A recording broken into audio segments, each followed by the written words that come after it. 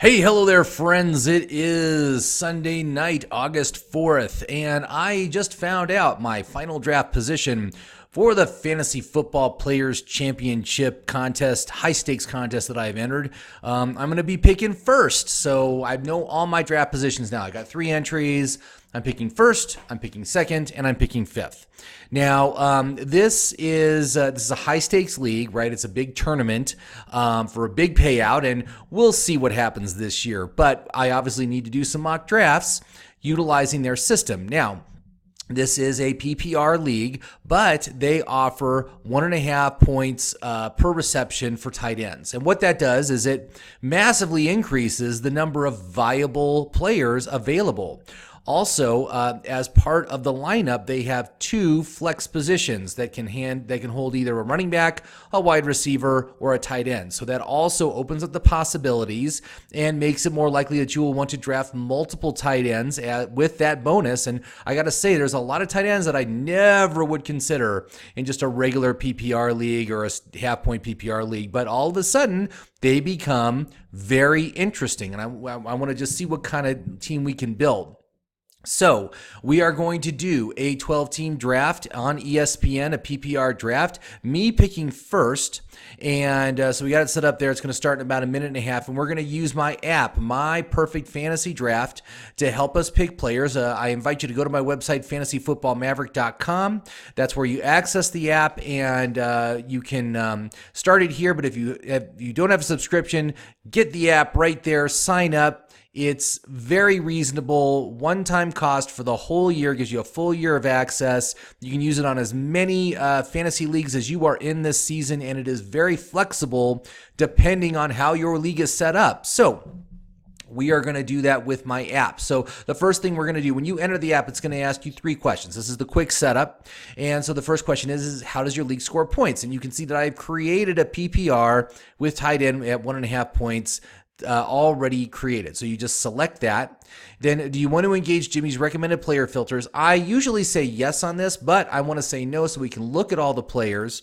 And then do you want to enter draft mode? And we're not going to enter draft mode yet because I want to show you what this adjustment means to the overall draft list. So we're going to just skip that. We're going to look at the raw list of the top 250 players. And the draft room is now open, so let's go ahead and get in there.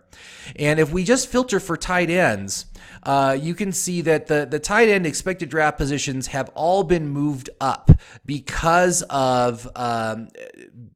it is the tight end bonus. So all the tight ends have been moved up half a round, 6 points from where they're normally selected.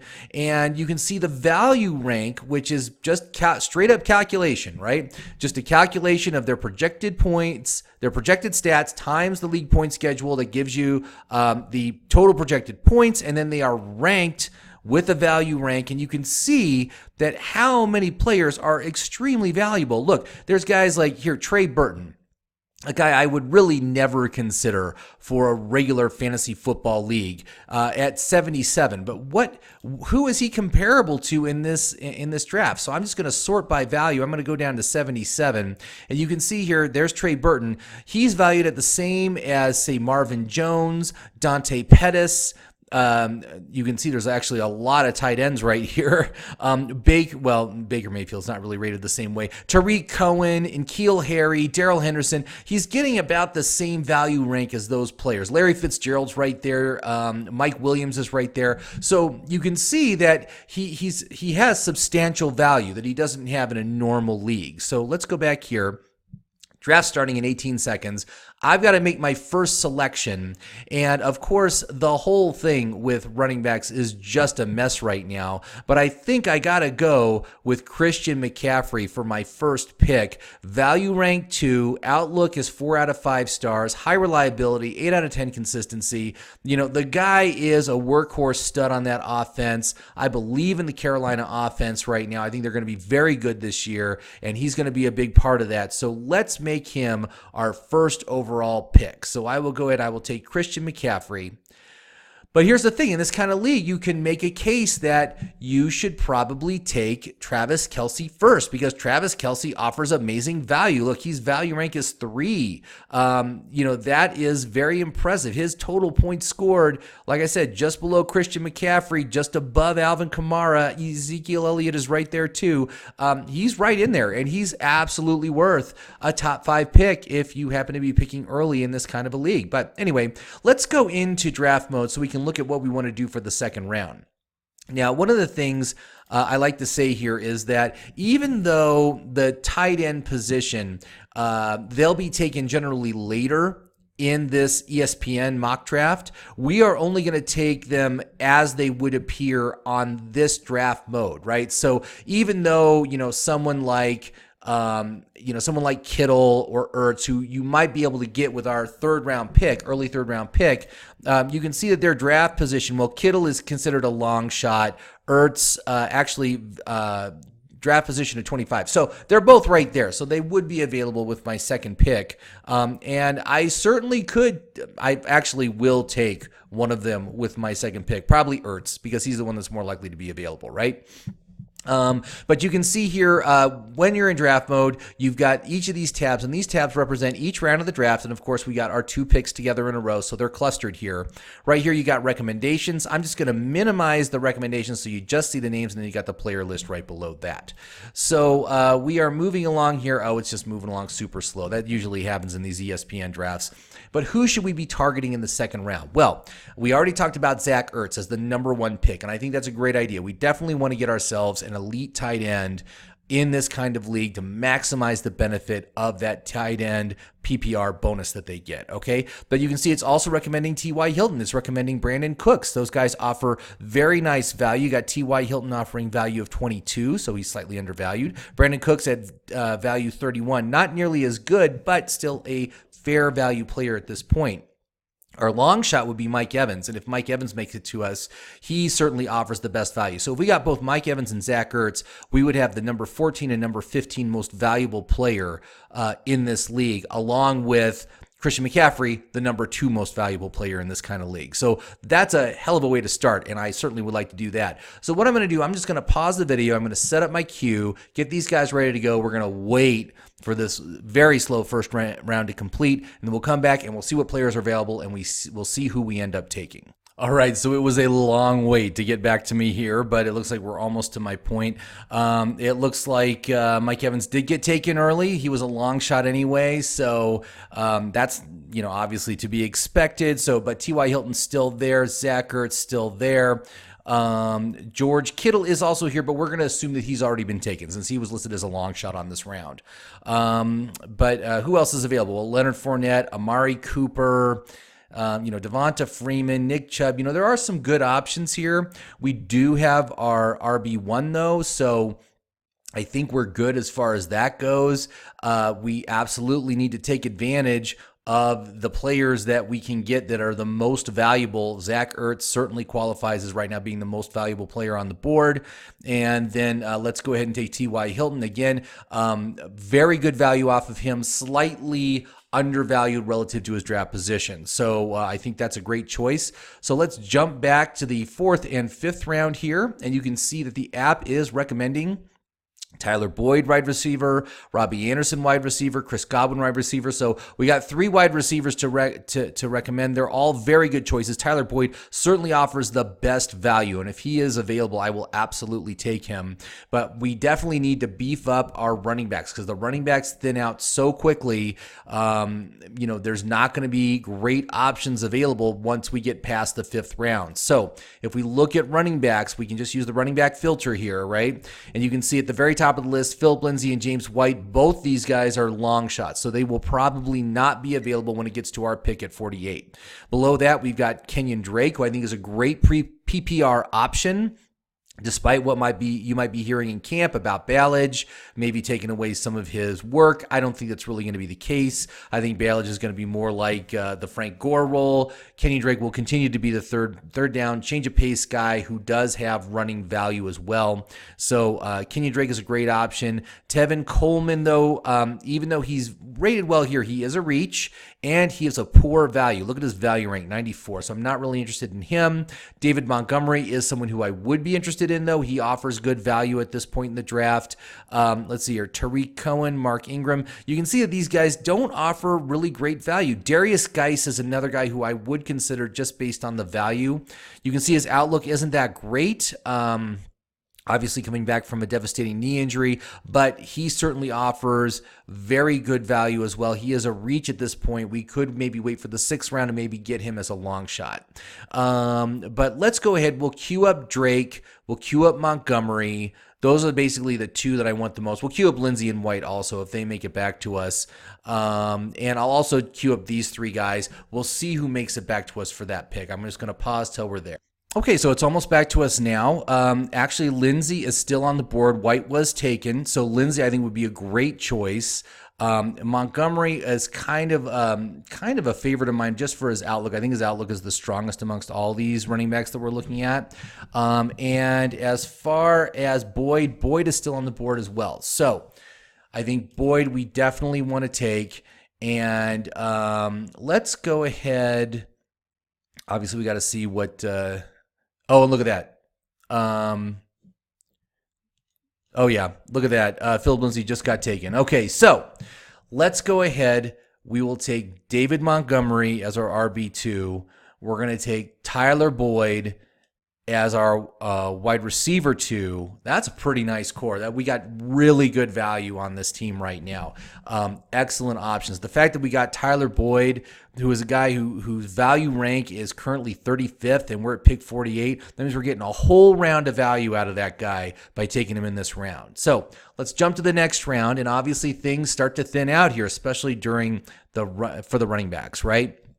But you can see that at the top of the list, we've got another tight end recommended, right? And I normally would not take a second tight end. If this was just a normal PPR draft, I wouldn't do it. But because we've got the extra flex spot and the value, because if we look at Vance McDonald, he is, let's get them all back up here. Vance McDonald, value rank 47, which is amazing to get at pick number 72, right? So let's get Vance McDonald queued up. We got Larry Fitzgerald. We got Baker Mayfield. You know, if we wanted to get ourselves an elite level quarterback on an offense that I personally love, Baker Mayfield is a great choice to take here at this point in the draft. He is definitely a top 6 guy every week. That offense is going to be impressive. I think they're going to score a lot of points, and he's got considerable upside this season. So I like the idea of that.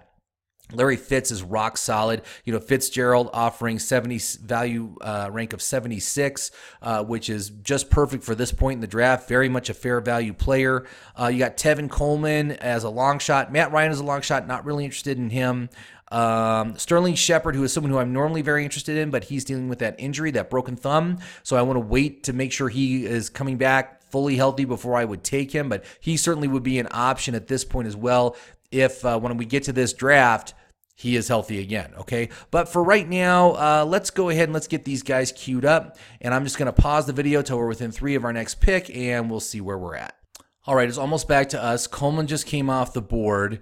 Robbie Anderson is still on the board here with 3 picks to go, so he is a good shot to make it to us. Robbie Anderson offers great value. His value rank is 48, so to get Vance McDonald and Robbie Anderson with our 6th and 7th pick, both top 50 value players, this is how you win fantasy football, all right? Maximizing the value of your players each and every round of your draft, and that would be an amazing coup. Fitzgerald's still there. Mayfield is still there. I don't think I could pass on Anderson and McDonald if they're both available and go with like Mayfield. I also looked at other players on this round, like running backs. You know, we're looking at running backs, and you know, Jordan Howard. You know, he's an okay choice here. Look at his value, terrible value, 129th based on this scoring schedule because he doesn't catch passes, right? So he's not valuable at all. We're at pick number 72. That's a bad idea. He's a bad player to choose. Lamar Miller does offer top 100 value. You know, you've got, and Darius Geis. Oh, is Geis even still on the board? I don't know if did I flag him? Geis, is he still there? No, he's gone. All right, well, it came back to us. Robbie Anderson made it back to us. Vance McDonald is still there. 2 top 50 value players available with our 6th and 7th pick. I can't say no. I got to say yes to both these. So Robbie Anderson, yes. And Vance McDonald, absolutely. This is nice. I mean, this draft is going super good. So let's keep going. 8th and 9th round. If we look at the recommended players, we got Dak Prescott, quarterback, Jared Goff, quarterback, Russell Wilson, quarterback. So we got all quarterbacks this round. That's interesting. This would certainly be a good round to take a quarterback. I do have Jared Goff as one of my top, I think he's in the top 8. So he is a solid QB1. It's a great offense that he's going to be on. Dak Prescott, a little bit more wary about because of the Zeke Elliott situation. I'm not sure how enthusiastic I can be endorsing him, but we could definitely target Goff. And Russell Wilson, you know, he doesn't pass the ball a lot, and that's the big issue. You know, all the quarterbacks at this point in the draft, though, are all scoring about the same. They're all going to get you about 300 points on a standard quarterback scoring schedule, right? 4 points per touchdown, 1 point for every 25 yards passing, plus some rush yards, right? So they're all going to get you about the same. Goff is the one that I very much like, but let's look at the running backs for this round. You can see that, again, the values just are awful, and this is what you're going to see. This is what I've been seeing in all my drafts, but it's amplified here because of the bonus for the tight ends. Just pushes a lot of these guys down. You know, Carlos Hyde is making some noise right now because Damian Williams is injured. You know, maybe Carlos will become the starter there. You got Rashad Penny, who might be able to carve out a larger role on that offense, a run-first offense. Ronald Jones, maybe he can come back in year 2 and be something significant. I don't really think so. Donta Foreman, who just got cut today. No, I don't want him at all. But let's look at the wide receivers. Any decent ones? N'Keal Harry certainly offers some nice value there. Value rank of 85. That would be a very nice one. Curtis Samuel, Kiki Kuti. These guys both offer top 100 value type players. Those are very much good ones to target. So let's get them on the queue. And what I'm going to do, I'm just going to pause till we're within 3 of my next pick, and we'll just see. Okay, so it's almost back to us, and I've queued up our players. Look, Larry Fitzgerald's still on the board. We got Jared Goff. We got the wide receivers we were talking about. Look, Darrell Henderson still on the board. I do very much like Darrell Henderson because of the upside associated with if Gurley is unable to perform, Darrell Henderson becomes the RB1, and he will be an RB1 on that offense. Just look what CJ Anderson did last year with no prep. I mean, he just came in cold and was a RB1 for the fantasy playoffs, right? Oh, and of course he just got taken because I'm talking about him, right? But you can see here's the other guys, Hines, Eckler. And Eckler just got taken too. See, I shouldn't talk about these guys before it comes back to my pick. But again, these are all very speculative picks. Rashad Penny would probably be the one that I want the most, was taken as well. So, you know, he's not available. You know, you're really speculating here, taking Jones or McKinnon or Freeman. You know, none of these guys really offer that great. So let's go ahead. We'll get our quarterback. Let's go ahead and take Jared Goff. And Fitzgerald being available this late, again, amazing value, right? Fitzgerald was offering value rank of 76. We're now at pick number 97. That's nearly 2 additional rounds of value for taking Fitzgerald. So this is going to be the kind of team we don't have a lot of running backs now, right? We only have 2, and that's not a lot of depth. We're definitely going to have to take some speculative picks coming up here on these next rounds. But this is going to be the kind of team that we're only going to start 2 running backs on. We are going to start 4 wide receivers or three wide receivers and 2 tight ends each week. It's going to be that kind of a team. And I'm very comfortable with that because we got amazing value out of our wide receiver core right now. So let's absolutely focus on running backs here for the 10th and 11th round. And let's just look strictly at running backs. You can see it's recommending tight ends and wide receivers. That's all very fine and good. I think we're well set with both of those positions right now. So if we look at the players, Matt Breida, San Francisco, He has actually been getting some work, and they're saying they're going to use him all over the field. That's positive. Royce Freeman is a long shot. Carlos Hyde, Damian Harris. Oh, Damian Harris is one very much a favorite of mine to take late. I always like to target New England running backs after pick 100. This is perfect. We'd be at pick 120. Get Damian Harris. I think he's a solid choice. You got Kareem Hunt, who, of course, is suspended for the first 8 games. Not really much of a factor. I don't really want to deal with holding him on my bench for that long.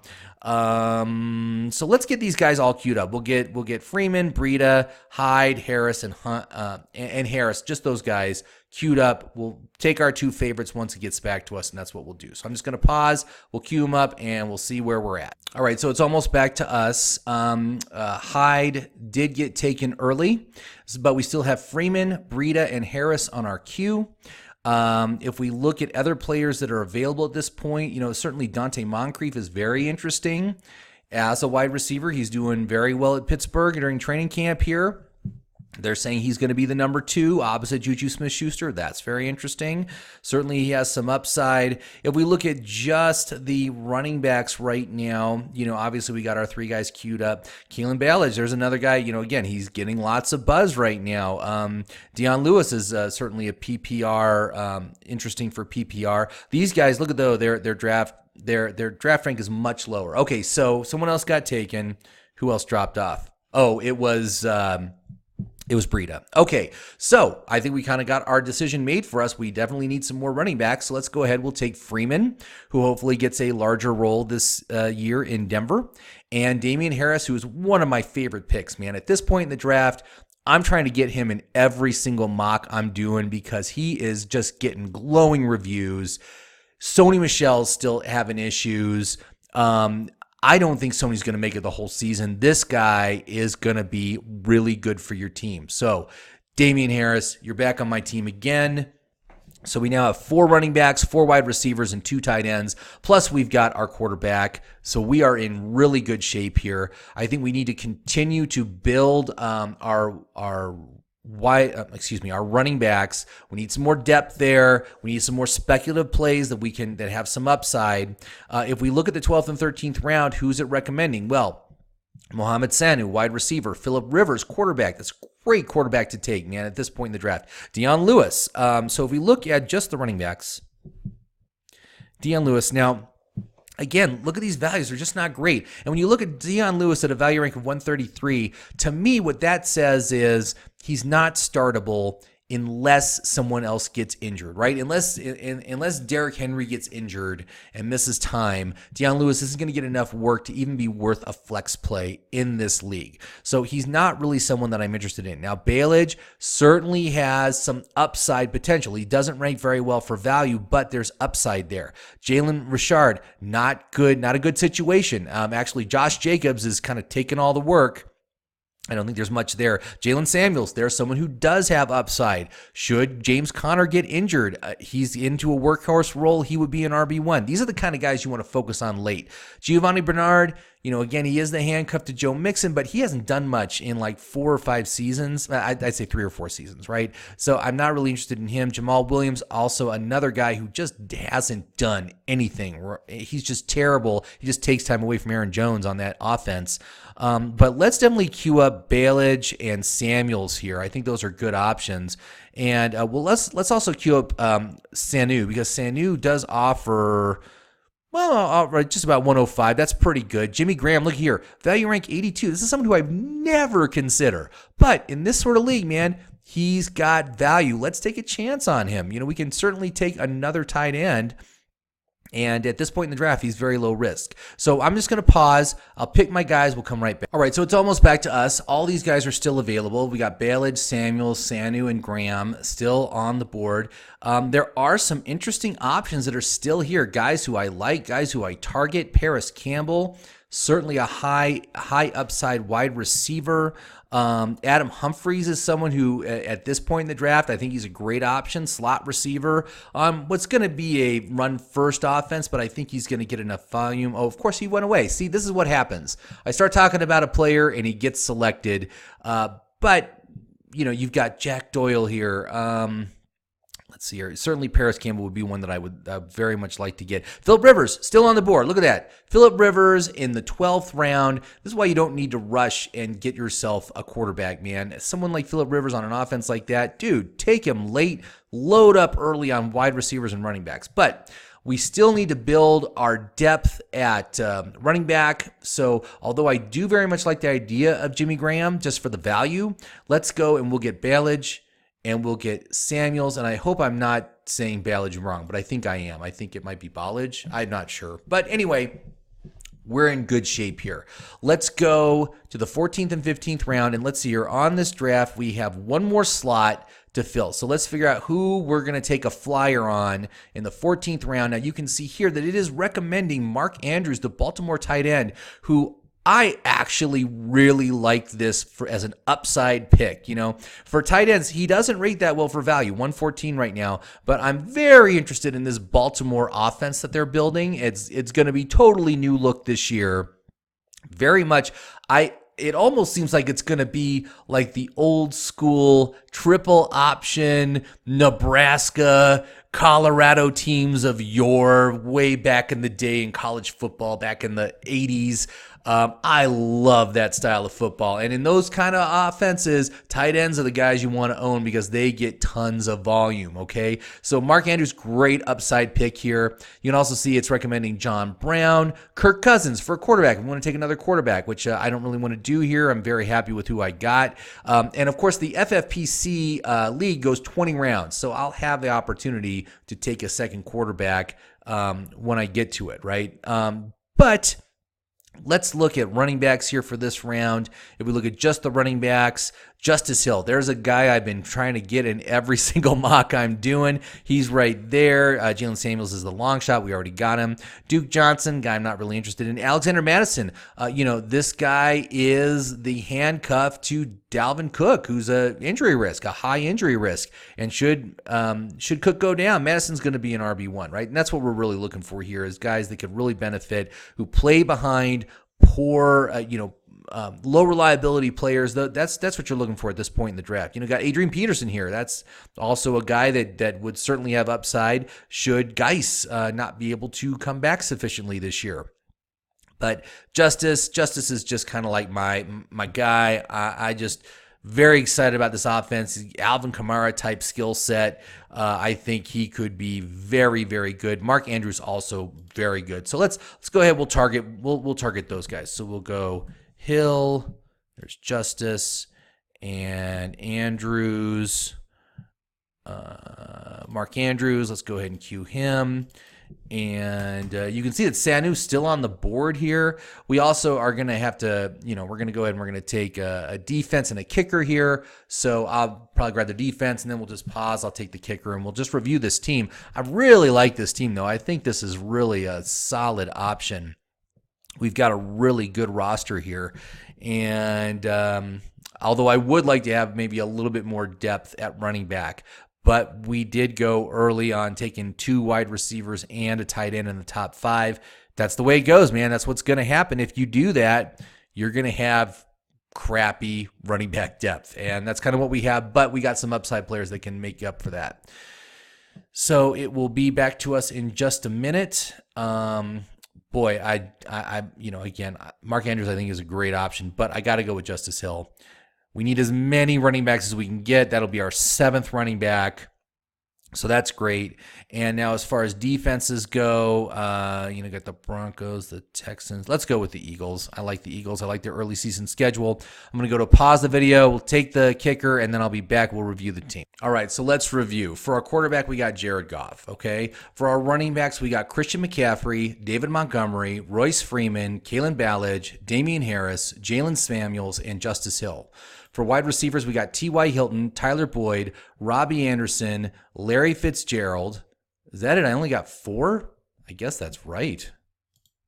Wow, that's surprising.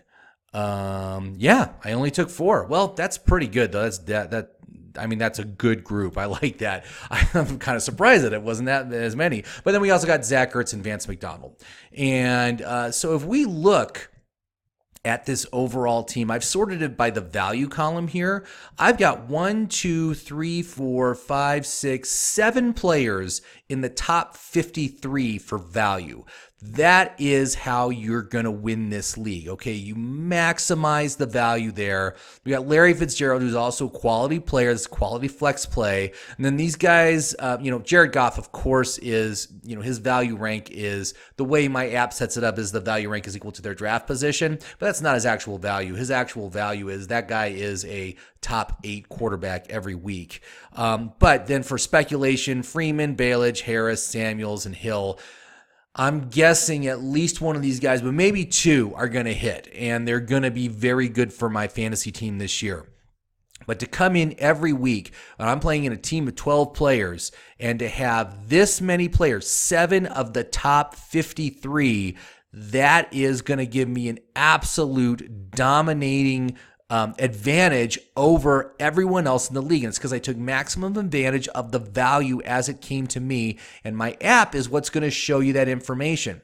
I also hope that you notice that during the course of this draft, I did not track what players were coming off the board, right? I mean, I basically just went to my app. I looked at the round as it was happening. I picked my favorites. Occasionally 1 or maybe 2 of that list of players would be selected, but more often than not, it was just about every player that I liked was still available by the time it came back to me. A couple long shots came back to me as well. Definitely took advantage of that. So this is how it works. This is how my app works. This is how it was built, and this is how it's going to give you an advantage on draft day. You're going to have information that the other players are not going to have, and it's going to give you what I call an arbitrage advantage over them come draft day. So once again, please go check out my website, fantasyfootballmaverick.com. Sign up for the app. I'm telling you, it is going to make an absolute huge difference on draft day in helping you find the best players, right players at the right time. And it's also going to let you know when long shots are available, are they worth the pick? And we got a couple of great long shots during the course of the draft. So thank you very much for watching. Please subscribe and like below. And if you have any comments or anything, please let me know. I'd love to hear from you. Once again, this is Jimmie Maverick, and happy drafting, everybody.